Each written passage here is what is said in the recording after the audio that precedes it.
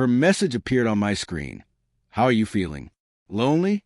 I was sitting by myself in the living room, my eyes fixed on the suitcase she had told me not to stress about. For months, she had been slowly pulling away. I had become invisible to her, reduced to background noise, while her attention poured into her friends, her phone, and especially this vacation she kept describing as something she deserved. She had left with a spark of excitement I hadn't seen in a long time, not even for me. So when I saw her text, I could sense the intention behind it. It wasn't care. It wasn't affection. It was a test. She wanted me to admit I was miserable without her, that I was watching the clock until she came back. But I was finished pretending our marriage was still intact. My hands paused over the keyboard before I typed slowly and with purpose. I don't miss anything at all. The second I sent it, I knew something had permanently shifted between us. She didn't respond right away. I imagined the confident smirk on her face disappearing, replaced by uncertainty, maybe even annoyance. Then the typing indicator appeared, vanished, then returned again, like she couldn't settle on the right response. Finally, she sent, "What is that supposed to mean?" I didn't clarify. Instead, I opened a folder on my phone, one I had been quietly adding to for weeks. Screenshots of her late-night chats. A hotel booking she forgot had synced to our shared email account. Photos from a friend's social media showing her beside someone she claimed she barely spoke to anymore. For a long time, I had told myself I was overthinking, that I was insecure, that I was imagining problems that weren't really there. But the truth had been obvious all along. She hadn't lost interest in life. She had lost interest in me. Rather than answering her question, I sent another message. Open the next file. Then I uploaded the first set of screenshots. Seconds later, her response came crashing in. "Why are you snooping through my stuff? This is insane. You're acting paranoid." Her reaction wasn't rooted in innocence. It was fueled by being exposed. I sent more evidence. The photo she tried to edit, where a man's reflection could still be seen behind her. Then a dinner receipt for 2 hot entrees, time-stamped close to midnight. Then the poolside picture a friend had posted, where she believed sunglasses would conceal the truth, forgetting that reflections always reveal more than people expect. Her typing abruptly stopped. No sarcasm. No excuses. No denial. So I pushed the truth even closer.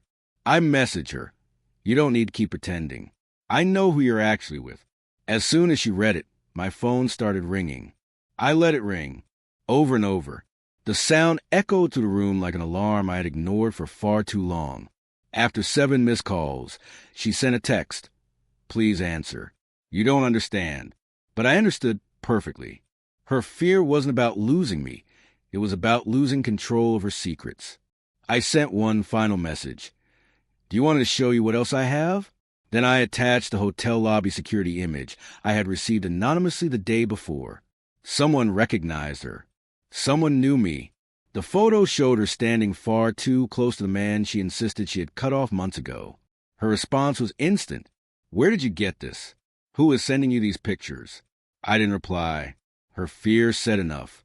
Another call came in, longer this time, more desperate. I finally texted back, "Enjoy your trip while you still can." That was when everything collapsed for her. She replied immediately, "No, I'm coming home right now." The woman who had left smiling was now frantic, panicked, scrambling to regain control over a story she never expected me to question. She began confessing in fragments. She said she ran into him by chance, that they only talked, that she didn't want to upset me. Each message contradicted the one before it. I didn't interrupt. I didn't argue. I let her expose herself through her own inconsistencies. Eventually, she wrote, "Please don't leave me." The irony burned. She had emotionally abandoned me long before this trip. She just never thought I would walk away too.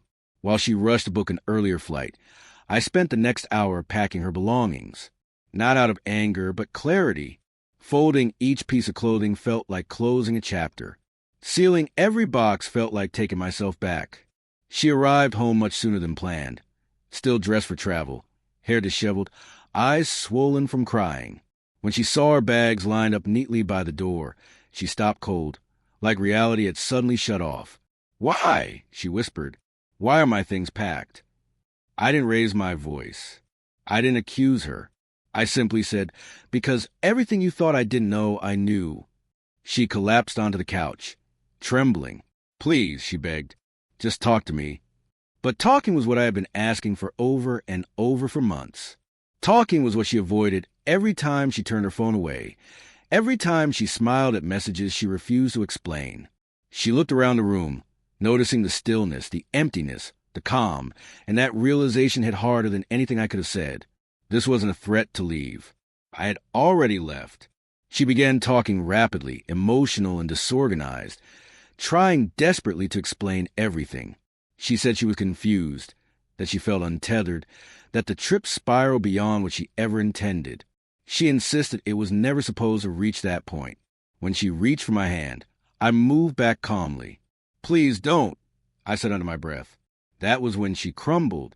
She pressed her hands over her face, crying uncontrollably, folding it on herself beneath consequences she never believed would arrive. We can still save this, she pleaded. We can begin again. I'll cut him off. I'll do whatever you ask. I slowly shook my head. You want me now because you're afraid of being alone, I told her. Not because you love me. Her sobs grew louder. That isn't true, she whispered again and again. But even she seemed unable to believe her own words anymore. In that moment, she realized a version of me who chased her affection no longer existed. After a long stretch of silence, she spoke again, her voice barely audible. Is there anything left to hold on to? The question lingered between us. I thought back to the beginning, when laughter came easily, when closeness felt natural, when trust wasn't something we had to negotiate. Those memories felt foreign now, like they belonged to strangers. No, I said at last. There isn't. She slowly nodded, as if the answer physically pushed the air from her lungs. She wiped her face automatically, trying to compose herself, as though hiding how deeply the realization had shattered her. I never thought you'd walk away, she murmured. I met her gaze, the same eyes that once meant everything to me, and replied, That's where you were wrong. Unsteady, she stood up, wrapped her fingers around her suitcase handle, and headed toward the door. Before leaving, she turned back one final time. Her face was drained, worn down, emptied of the confidence and ease she had carried with her days earlier. I really believed you'd miss me, she said quietly. I didn't respond. I didn't need to. My silence said everything. She stepped outside and closed the door behind her with a soft click. Not the sound of shouting or chaos, but the quiet end of a marriage brought to light by truth. I sat on the couch, breathing in the stillness. A few minutes later, my phone vibrated. Her final message read, I'm sorry. For the first time in months, I felt no anger, no fear, no tightness in my chest. I felt free.